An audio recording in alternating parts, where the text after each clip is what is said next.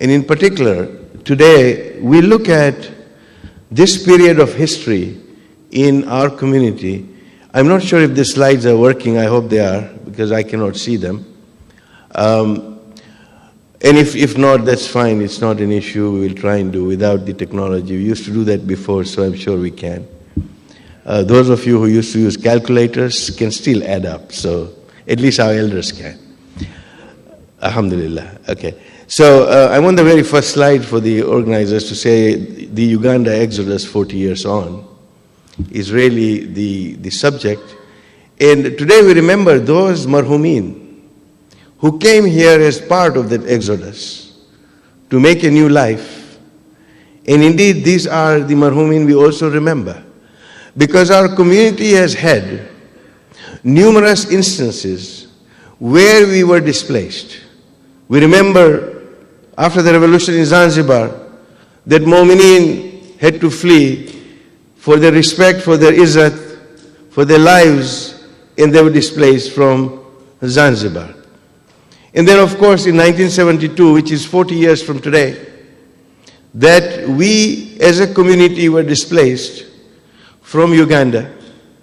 And later on, as we know, that we had Mu'mineen who were displaced from Somalia. And when the Khoja Shia Ethnic community, which has no land truly that it can call its own, which hardly now has a language that it can call its own, the Imam Barga and the Jamaat is our home and is our territory. And when we are displaced from them, we are not truly displaced because we come to another place and we recreate our Jamaat, we recreate our institutions. And this is, inshallah, the pattern that we have, that whenever there has been a displacement, this community has come together on its own to be able to resettle itself in the best way that it has possibly can. And indeed, it is that we are here to honor today. And just a little bit, next slide please, just a little bit to say that why do we need to mark these occasions? Kierkegaard, the Scandinavian philosopher, said that life must be lived forward but understood backwards. It is for that reason that history becomes an important thing, because sometimes we think we live in the present and we plan and worry about the future. Why bother with what has been? It's past now. It's gone. The whole point is that to answer that we must do so that we can gain access to the laboratory of human experience. Indeed, our faith teaches us over a third of the Holy Quran is history, so that we can learn from the past.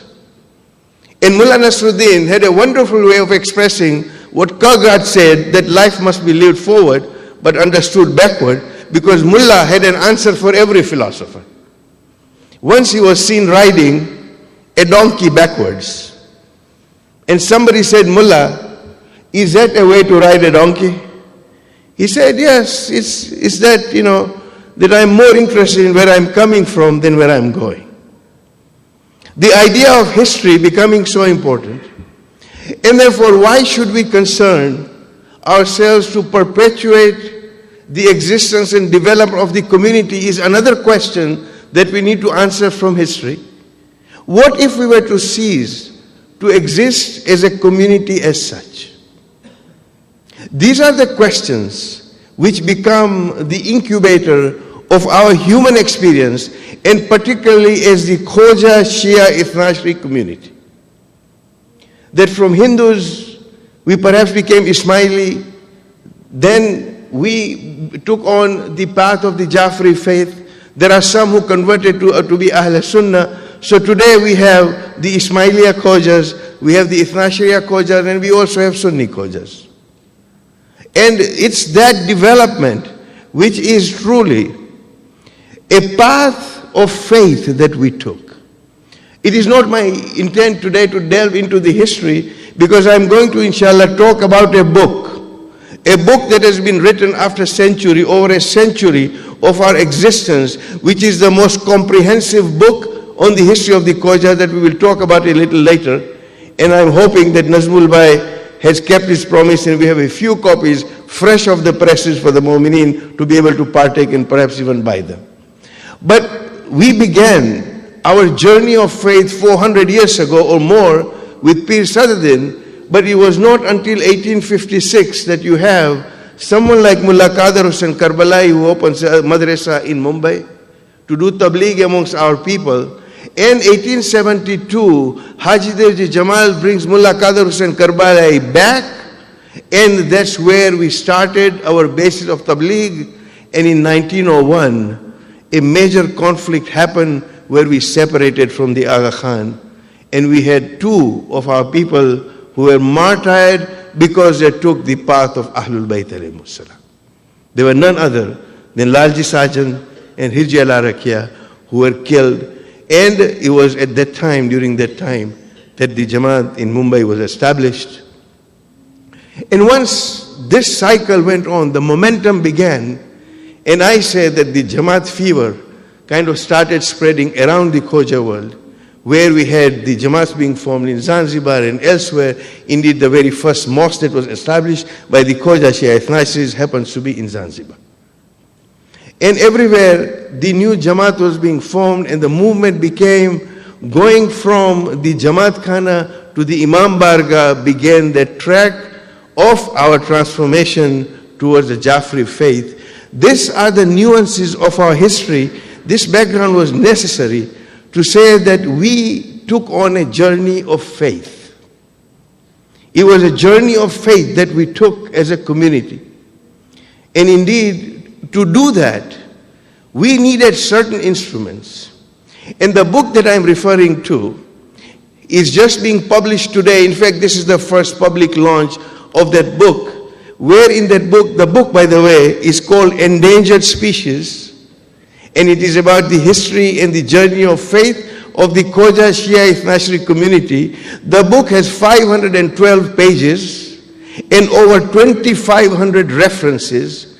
Hassan Bhai Jafar, who himself hails, who is from the Devji Jamal family, has been in the kitchen of the Khoja Shia Ethnic community, so to speak, and has been able to bring us this rich recipe called Endangered Species. And I quote from that book, and he says that there was this idea of saying, when there is one Englishman, you have a gentleman. When you have two, we remember this in the colonial days, that when there are two, you have a club, and when there are three Englishmen, you have an empire. And he now paraphrases that about the Khoja, and he said, when you have one Khoja, you have a lonely individual. When you have two Khojas, there is a Jamaat, and when there are three Khojas, there is a federation. This happens to be a trait that we have followed over a period.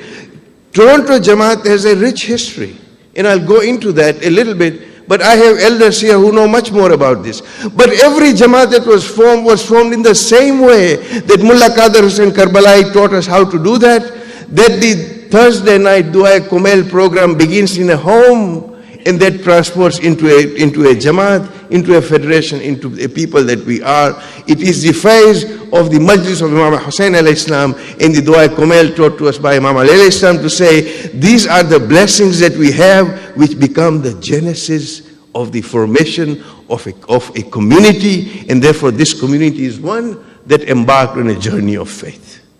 And that is a blessing, Mu'mineen, that we have. And let us look at the time as we come to the exodus from Uganda and what the people faced and how we replicated the actual way that we developed ourselves was no different from when 1856 in Gujarati, they used to call this Chapanyo Dukar.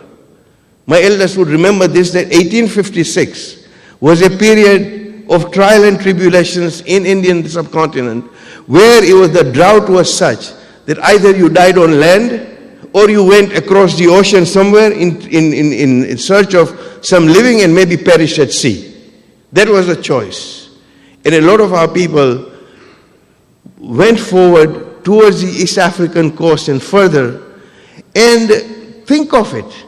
My young friends, think about this. You said there is so much peer pressure in this society. The Canadian society, the environment here is a tough environment. Well, let me tell you, I've got news for you, my young friends, that our forefathers who actually migrated in those days from India to go elsewhere, they were subjected to a variety of influences. Here they had to come to an unexplored tract of land in the middle of the African and the Arab culture. And then what happened was they were subjected to the German rule in Tanganyika, the British rule in other parts of East Africa like Kenya, French rule in Madagascar, Italian rule in Somalia, Belgian rule in Congo, and the Portuguese rule in Mozambique. And yet we survived intact. With our kadi and khichdi, with our languages, with the culture that we had, we were able to survive intact despite all these influences. And this was was not the time of the internet. This was not the time of the globalization as we know it. This was in isolation, totally cut off from the roots in India, and yet we were able to retain our culture and our identity, and there is a lesson of history that we need to learn when we look at our forefathers as to what they did.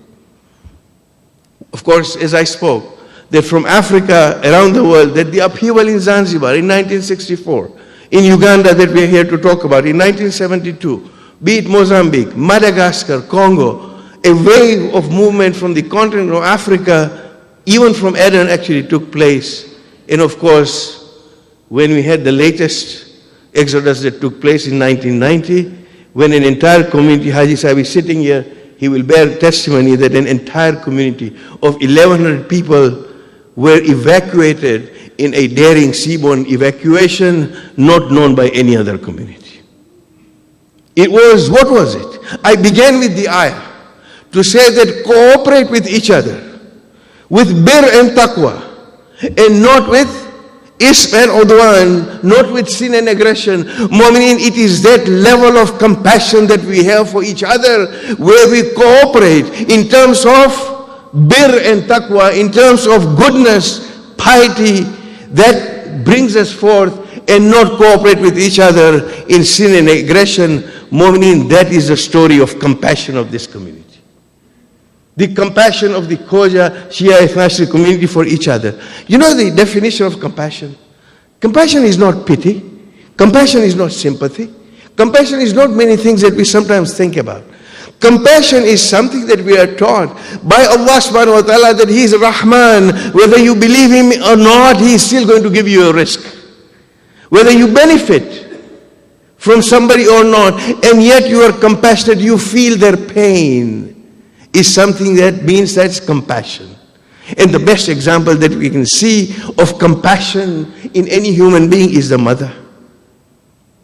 The mother suffers the fever of the child more than the child suffers. That is the quality of compassion that we have. A doctor sees fever, at least where I come from, in the land of Obamacare. When a doctor sees, he sees dollars. When he sees a child in fever, that doctor sees dollars. Forgive me if there are doctors here from the United States. Canada is different, I can assure you. The point is that when the mother sees that compassion, the mother feels the pain of the child. And that mother will do anything to try and alleviate the fever and the pain of the child. That is compassion. And that is what we, as a close-knit community, need to have for each other, to say we feel the pain of others. And when these displacements happen, that is a time that we are tested. And we were tested in several times, several ways. Was it be it in Zanzibar, when people had to flee, there were people ready to try and do whatever they could to help. The risks that some mu'mineen took to try and get our young ladies out of that place and the other people out were tremendous risks. They took those risks because they had a compassion for the community. And then, of course, we had the Uganda exodus, the Somalia exodus that we had. It was that compassion, mu'mineen, and that is what we need to learn, that God forbid that there is another event where this community has to move over somewhere else then we need to learn that lesson to say that it is that compassion that is going to come to our rescue. Because I can tell you one thing, and I've said this as the president of the World Federation from this very podium, and I will repeat that once more. When the earthquake in Gujarat happened in 2001, when we had our people displaced because of the earthquake, Mu'mineen, there were no messages of sympathy, let alone messages of help from the rest of the Shia world. Suffice it to say that this community stood up with the people of Gujarat and Kutch during the time of that earthquake, and we were able to salvage and resettle that community all on our own. These are the nuances of history, and that is why it becomes so very interesting and important to try and learn from history. Today, we have members of the Khoja community who are found in New Zealand, in Australia, in Hong Kong, in Japan, in Singapore, East and Central Asia, Middle East, of course, Scandinavia, Europe, and of course, North America. A community of 125,000 people, and by some accounts, although this has been challenged now, hopefully this challenge is right, that we are 125,000 in a reducing community because our death rate is higher than our birth rate. A challenge to our young people to make sure that that doesn't happen. The point is that 125 or 130, that is what we are as a community. We need to have our institutions strong. God forbid, if this thing happens again, our community institutions, and we make those community institutions, be it Nasimco, be it our Jamaat in Toronto, be it the World Federation, be it the Gujarat Federation. These are the institutions that make us strong Mu'mineen, and that is why we need to have that sense of belonging. We need to have our young people all the more engaged, and that is the history that we need to continuously repeat, go on repeating, so that the young generation of this community understands the value of social capital. Social capital is that you have a network. I were to walk into a mosque or an Imam Barga in New Zealand, and I come to Toronto, I find no difference in the way that we conduct our affairs. It is almost like a franchise that we have all over the world. You go to Tananarive, or you go to Reunion Island, you go to Dar es Salaam, you go to London, you go to Bhavnagar, wherever you go, you know what to expect, and you pick up one phone call to one of the workers in that particular Jamaat, and they are there to say, you have come, you are our guest, what can we do for you? This social capital was not developed in isolation. This social capital, Mu'mineen, was developed because we had a basis of compassion for each other. And if that compassion is eroded because of the issues of globalization, and everybody has now become so busy with their own affairs that I don't have time, well, now we have even better tools. Doesn't matter if the Facebook shares are falling. The point is, we have a phenomenal opportunity to be able to reconnect with each other, so that we as a community can play a role as we did. Coming to the event that we are here to remember, and let me just have a show of hands to say, how many Mu'mineen are present here who are actually part of that exodus in 1972? Let's have a show of hands. We have, and there are so many that you may remember, gentlemen and ladies, if they're listening to me, that there are so many who came with you who are no longer here. And that is the group that we are here to remember, to say that they did their bit. And then there were those who were here in Toronto when they came. How many of you here are present here to say that we actually received those displaced Mu'mineen coming from Uganda to actually, when they're coming here? Do we have anyone here, or few people who say we were here when they came? We have 1, 2, 3, 4, 5. These are the people who will tell you that it was that compassion, that when they were being received, people were here to say these people are coming. I know of a particular letter that was sent by one of the past presidents of Toronto Jamaat, Maroon Habib. When he sent, Mahmoud Habib, when he sent a letter to Kampala Jamaat, Hussein Bhai is sitting there, he'll bear me out. that he sent a letter to say that why do you not apply to the Canadian High Commission? There was no Canadian High Commission. It was the Aga Khan's office that was dealing with the Canadian applications. But here was a man, and of course his wife, and others who were with them, who had the compassion and felt enough to actually say that there are people out there, I can do something about them. And when these people came, and I've heard those accounts over a period of time, to say at least we found solace, that there was a warehouse that somebody had given, that majlises were being held. This is something that held us together in the time of distress. Mu'mineen, it becomes so very important to be able to do this. That it was August 5, and let me repeat so that some nightmare memories may be evoked, but forgive me for that. But I could not resist the temptation of actually saying this to say what Idi Amin used to call himself. He said, the life president of Uganda, the conqueror of the British Empire, the last king of Scotland had a dream. And he was ordained by the Almighty to expel all actions, repossess their properties, their business, and their money. This happened to us. We had to leave with the clothes on our back. And yet when you look at our community, along with the other communities that were displaced, Leicester in England was a place when the exodus was happening, there were advertisements in the local paper to say, we don't want Ugandan Asians here in our city. Today, 40 years on, that very Leicester community and the City Council of Leicester in England is awarding the Asians for having brought Leicester to its next level of economic development. And this is what we have done as a community wherever we have been.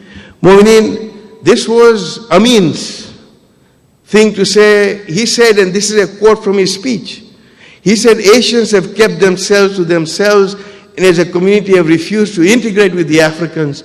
Their main interest has been to exploit the economy. They have been milking our economy for years, and now I say to them all, go. You know, we have to admit that there was some truth in this perception that he had. Not everybody did that. But we have to admit, we have to also take the good with the bad to say there were certain tendencies, and the history teaches us that wherever we live, we must be fully engaged citizens of that land, the land that gives us our risk, that we must be fully engaged in the civic affairs, in the affairs of the rest of humanity. And alhamdulillah, with our institutions at work, the Khoja Shia community, small that it may be, has made a major difference in terms of humanitarian work that we have done through private trust, through the World Federation and other places. So this is something that we learn. With this 90-day ultimatum, 60,000 people had to find a new home. And amongst us, depending on which record one has, the Africa Federation has records to say we had 2,100 people who were displaced. Hassan Bhai Jafar in his book Endangered Species writes that there were 3,000 people from our community who were displaced. 1,500 were British nationals. The rest actually became stateless. And there were people from London, Marum Fida Bhai Dharamsi, and the current General Secretary of Nasimco, Brother Habib M. Habib, amongst others. There may be others here who will correct me. That they actually went from camp to camp in Cyprus, in Malta, in Austria, and other places to see that they were being able to absorb. Rest were in Europe. Again, Mu'mineen, the idea was that level of compassion. So much so that the East African community that had settled in Karachi, who were new, organized themselves under the umbrella of the Panjatani Welfare Society with the cooperation of the Khoja Shia Pirai Jamaat to receive the influx of migrants from Uganda. And this was a commitment that they gave to the Pakistani government. It's amazing that the Pakistani government was not willing to absorb those people who had to become stateless. They needed a guarantee from the Khoja community to say that they will not be a burden on the state. And our people, through the Panjatini Society, were bold enough to say, yes, we will give a guarantee. Mu'mineen, these are the nuances of our history, of our community, as to what we are as a community. Imam Musa Kazim alayhi salam said, and I quote, that if you have a pearl in your hand, and the world says, the people say it's a walnut, it's not going to become a walnut. And if you have a walnut in your hand, and whoever may say it's a pearl, it's not going to become a pearl. Mu'minin, the Khoja Shia Fascist community, as acknowledged by Ayatollah Sistani, as acknowledged by Ayatollah Al-Khoy, as acknowledged by Ayatollah Bakr al-Hakim, and many other of the ulama in the Maraja, have said that the Khoja Shia Fascist community is a cream of the Shia society. It is a pearl of the Shia society. Why? Because of those capabilities and the journey of faith that we undertook. Despite all the other pressures that we had, that we are a community that we are, and that is something that needs to be carried on. It is that spirit that needs to be imbibed and put into our young generation to say, this is our history, this is going to be our future, and between that, this journey of faith will continue on the basis that we become good citizens of where we live, and above all, we become good Muslims, and we become those people who support each other in terms of bir and taqwa, because that is the Quranic injunction for any society. Salawat. Mu'minin, those just a few reminiscences. Does anybody recognize it? This is our mosque in Jinja that we left behind, and our mosque in Soroti that we left behind. Our mosque in Mbale, it's not, you cannot see that. Can we have the pictures? I'll go back. Can we see that? The mosque in Jinja? No? We can. Inshallah, we will post this on the internet, but we have pictures of these mosques, of Mbale, for example, in Soroti, the old mosque of Kampala that we had, and the new compound of the mosque. These are the properties.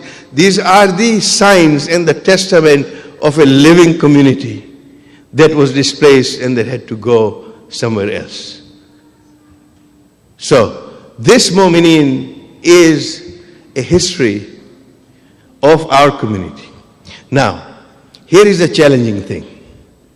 Where, again in this book, which we are going to launch inshallah today, and you'll also hear briefly, if technology works with us, the actual words and the video of the author himself to say why he wrote the book.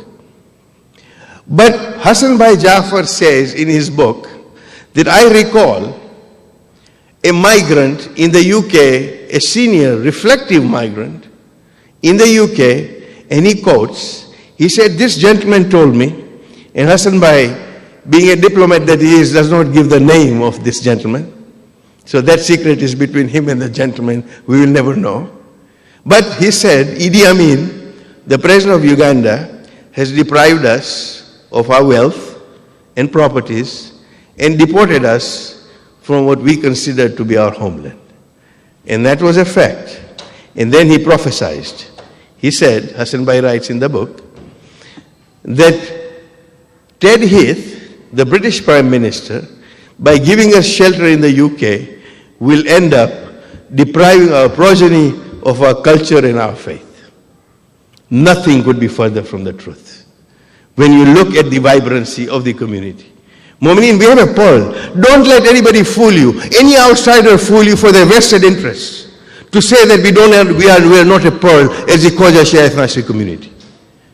These prophesied words, nothing could be further from the truth. The younger generation and the young professionals at that time took up the challenge, and they continued to create the institutions in the same way that our forefathers had, and that is a result of the Jamaat in Toronto, the Jamaat in Los Angeles, the Jamaat in New York, the Jamaat in Allentown, the Jamaat in Peterborough, in Leicester. Wherever you see all these Jamaats sprung up, exactly modeled on what we had known to have worked. In Mu'minin, this is a basis and the essential thing when it comes to our community. In the epilogue, this book is certainly worth reading and pondering upon. It is indeed a journey of faith as it is, and he has given it the title Endangered Species. Although I was fortunate enough to edit the book, I could not dare to put a question mark against endangered species to say, is it or is it not?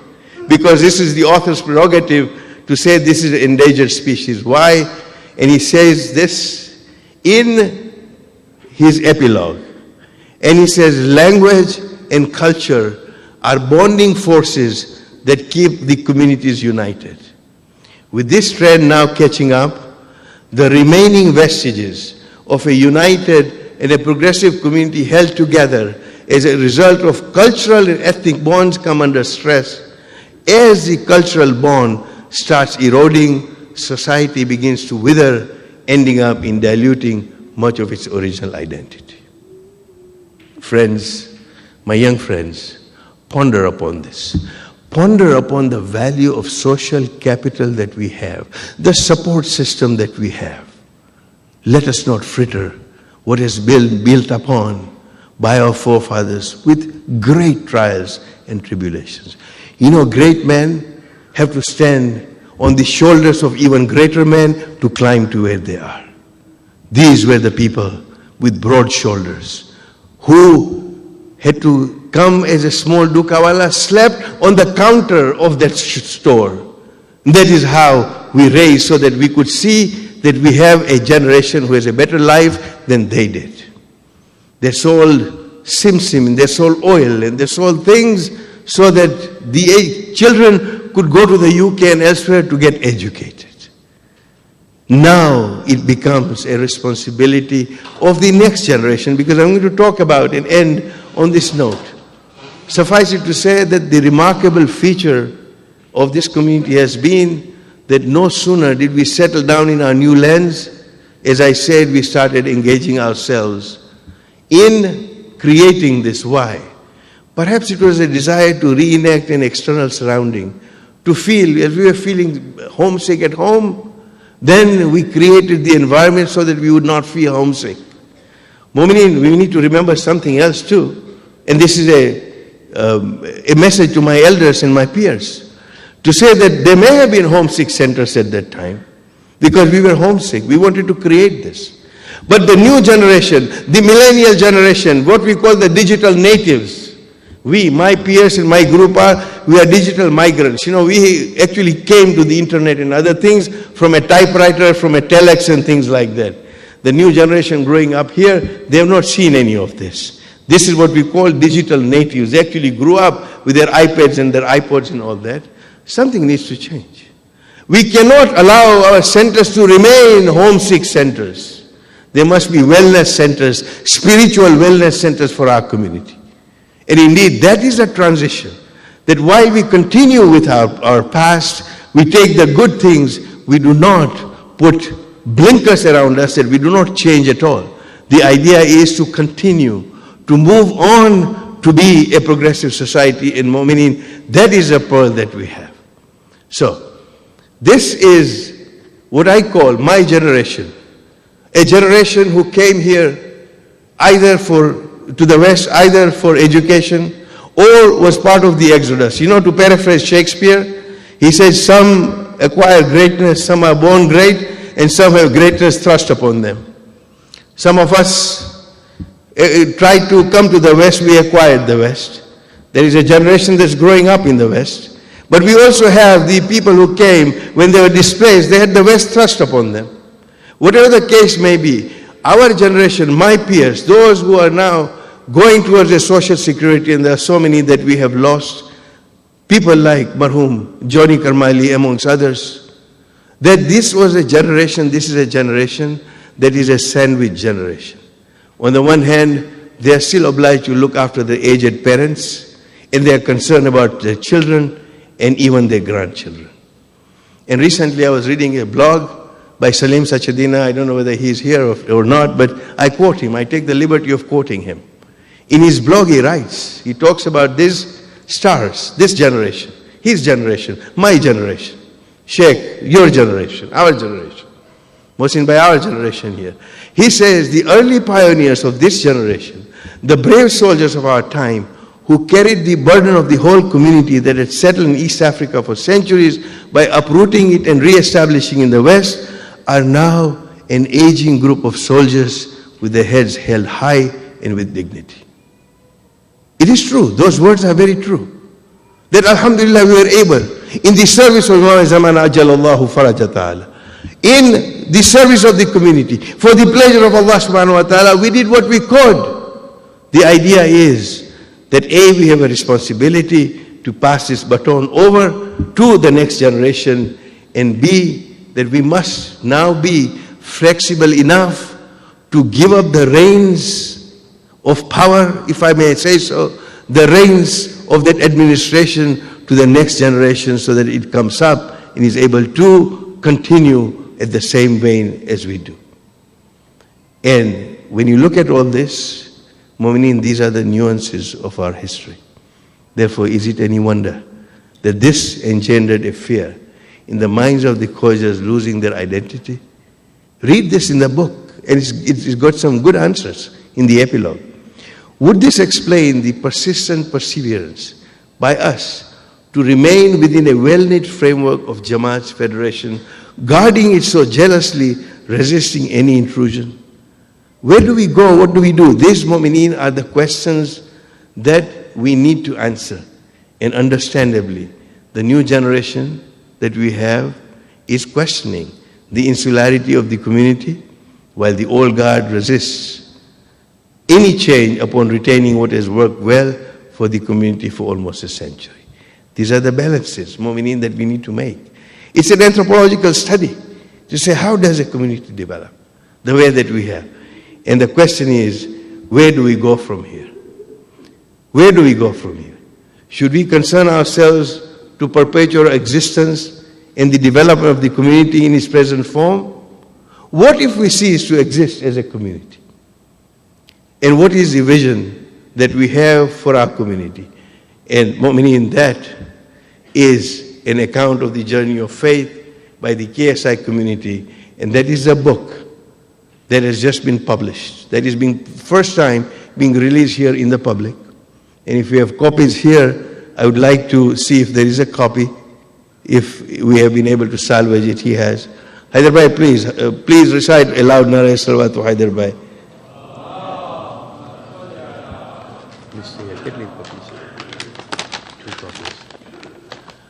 Please stay here, Haider Bhai. Mu'mineen, this is the book that we are launching, inshallah, and the book will be available in good numbers. You just saw the exhibition, little brief video. We have the Hajj exhibition, and originally we were going to launch this at the Hajj exhibition. The opportune time seemed to be that while we were here, we were able to also introduce the book to the Mu'mineen. And at this juncture, I would like to call upon the President of Nasimco, Al-Hajj Ghulam Bhai Najafi, to please come up here and receive a copy from the son of the author, Haider Bhai Jafar. There he is. Please welcome him with a loud Nara Salawat.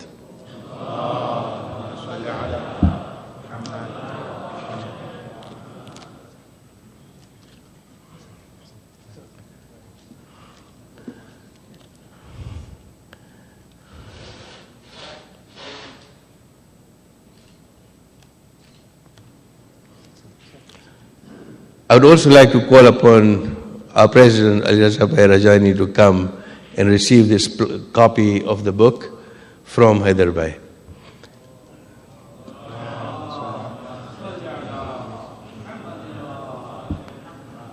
Mu'mineen, before we recite a few lines of Masaib in the memory of all those that we gathered here today, I request the IT team to play a 2-minute video where Hassan Bhai himself tells us what made him write the book that he did.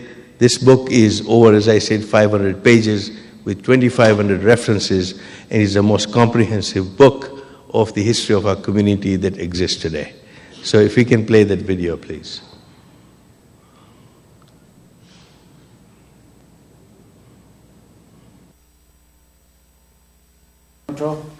And greetings from Africa. We are gathered in Mulaska Memorial Library and Research Center today to observe the Hajj exhibition and at the same time to launch this book, The Endangered Species, and or history of the evolution of the Khoja Shia Nansri community. Brothers, some years back, when I was traveling in North America, I was approached by some youngsters who asked me, our ancestors were Hindus in India. When did we become Muslims? Were we converted to Islam by force, since Muslims came to India as conquerors? And it is often narrated in history that the spread of Islam was due to slaughter. How did we become Muslims? The second question that I was asked at another place was, we are called Khoja. What's the meaning of Khoja? Why do we have to remain as Khoja? If our ancestors were Lohana, Brahmin, or any other tribe in India, why can't we call ourselves Lohana, Brahmin, or Patel and still be Muslims? These are interesting questions which prompted me to look back into the history of our community, our evolution, the rise of Islam in India, and our current state in the West, in Africa, and elsewhere. It took me almost 10 years to research until I was able to produce this book. The manuscript of this book was almost ready 2 years back. For one thing or the other, publication of this book was delayed. At last, we are able to launch this book, The Endangered Species.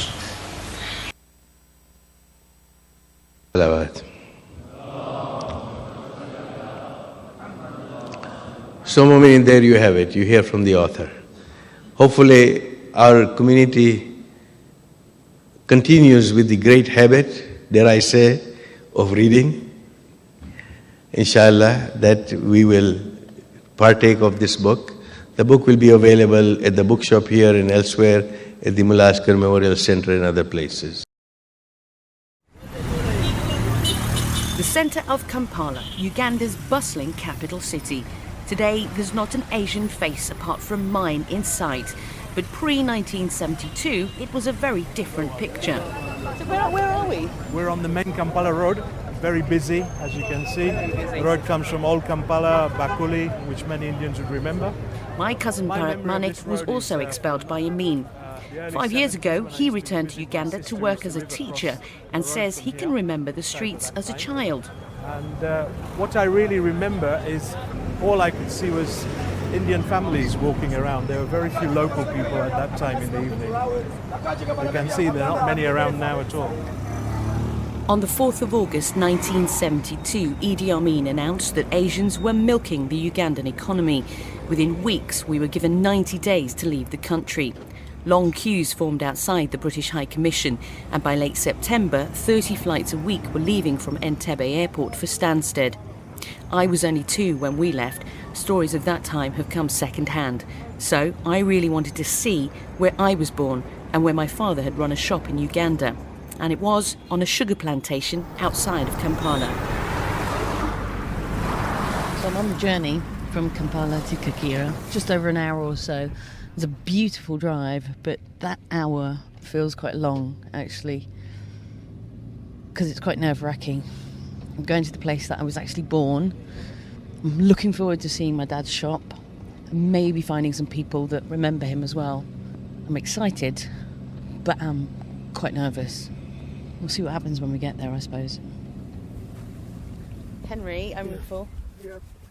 Nice to meet you. Welcome back to Uganda. Thank you very much. Jambo. Jambo. Kakira Sugar Plantation is owned by one of Uganda's most successful returning Asian families, the Madvanis.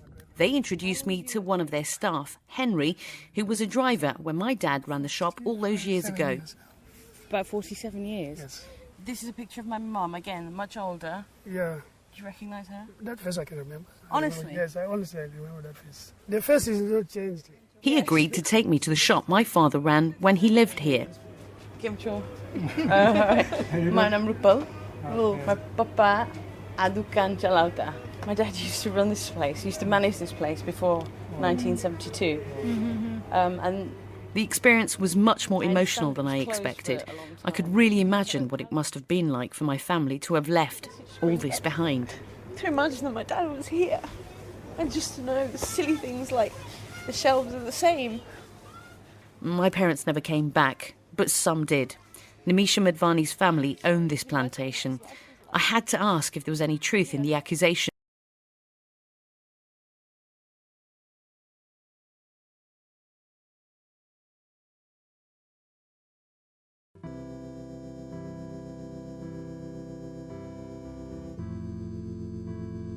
Asians have kept themselves apart as a closed community and have refused to integrate with Ugandan Africans.